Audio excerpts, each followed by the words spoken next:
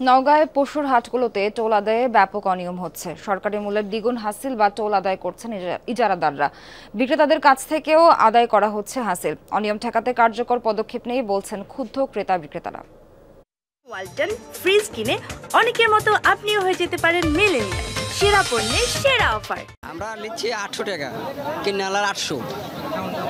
যারা বেচছে তাদের কাছ থেকে তাদের থেকেও নিচ্ছি 100 টাকা। এইখানে তো টোল কত নিচ্ছেন সেটি লেখার নিয়ম আছে, আপনারা লিখছেন না? না, এটা লেখার না, এখানে শুধু টিক চিহ্ন দিয়ে আমাদের ভরাট করে বলছে। এটা তো লেখার মালিকের অর্ডার নাই। এই অনিয়মে অতিষ্ঠ ক্রেতা বিক্রেতা। নওগাঁর ছাত্রা, চৌবাড়িয়া, নজিপুর ও আবাদপুকুর সহ সব হাটে একই চিত্র। দ্বিগুণ হাসিল দিতে বাধ্য করা হচ্ছে ক্রেতাকে। খাসি ও ছাগলে নেওয়া হচ্ছে হাজার প্রতি 100 টাকা। টোল নেওয়া হচ্ছে বিক্রেতার কাছ থেকেও।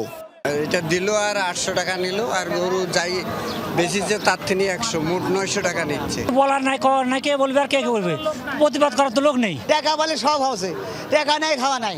হাটে টোল আদায়ের তালিকা নেই। প্রশাসনের নজরদারি না থাকায় ইজারাদাররা যা ইচ্ছে তাই করছেন বলেও অভিযোগ ক্রেতাদের। যেটা অনিয়ম, সম্পূর্ণ অনিয়ম, যারা নিয়মের মধ্যে পড়ে না। এখানে যারা বিক্রি করছেন বা কিনতে আসছেন তারা আসলে বলছেন এটা অনিয়ম হচ্ছে, আপনারা কি বলেন? অনিয়ম হলে আমি কি, আপনার প্রশাসন নাই? কোনো প্রশাসনের লোক তদারকি নাই। 1000 টাকা পড়ে যাচ্ছে, এটাকে গরিব দিচ্ছি 100 টাকা লেখা সহকারে। সরকার কয়েকদিন হলো 700 টাকা করে, আজকে আবার নিল 900 টাকা।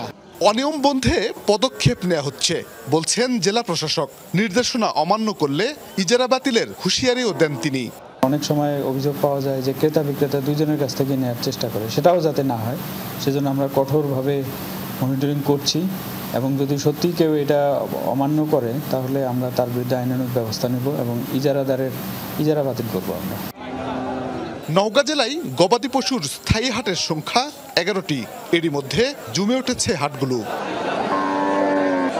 শফিক ছোটন, যমুনা নিউজ, নওগাঁ।